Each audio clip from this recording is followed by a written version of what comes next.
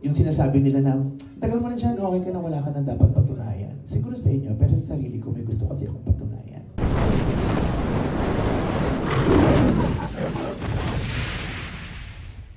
Nang pahaba yung title mo.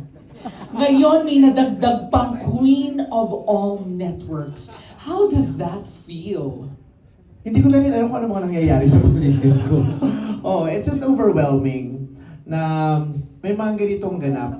Sabi ko nga, ang life is just so mysterious. Hindi mo alam kung anong nangyayari, bakit nangyayari, kailan mangyayari. Yung akala mo yun na yun, pero hindi pa rin, di ba? I just embrace life every day. Parang, Lord, give mo kung anong meron dyan, di ba? Bibigyan mo ako ng a day of fun, a day of another achievement, embrace ko yan. Bibigyan mo ako ng isang araw na ibabash ako, isang buong linggo, embrace ko din yan. Yung gano'n.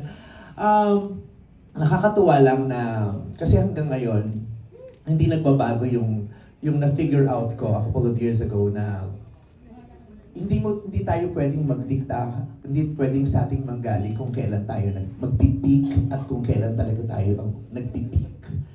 Kasi hindi mo naman alam kung ano ibibigay bukas eh, di ba? Who would have ever thought that I would be sitting down here together with all these executives, pipirma ng kontrata with TV5, di ba? Ang daming nangyayari. So, i-embrace lang natin, i-embrace. Kung may bagong title, i-embrace.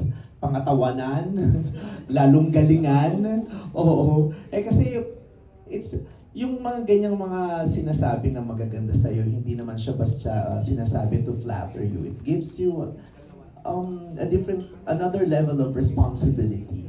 Diba? Parang, ay, may ganyang sinasabi. So, para walang pahiyaan, panindigan na natin at pangatawanan at galingan natin lalo, di ba? Araw-araw, kailangan tayong may patunayan sa sarili natin. Yung sinasabi nila na, tagal mo na dyan, okay ka na, wala ka na dapat patunayan. Siguro sa inyo, pero sa sarili ko, may gusto kasi akong patunayan. Gusto kong sabihin sa sarili ko na, sumasakit lang yung tuhod ko minsan dahil sa edad ko o dahil hindi ako natutulog, dahil puyat ako. Pero umaandar at gumagana pa rin yung utak ko. Kaya meron at meron pa rin akong maibibigay. Kaya dun sa mga bagong title o mga bagong, maraming salamat. It's a blessing. Next question, Meme.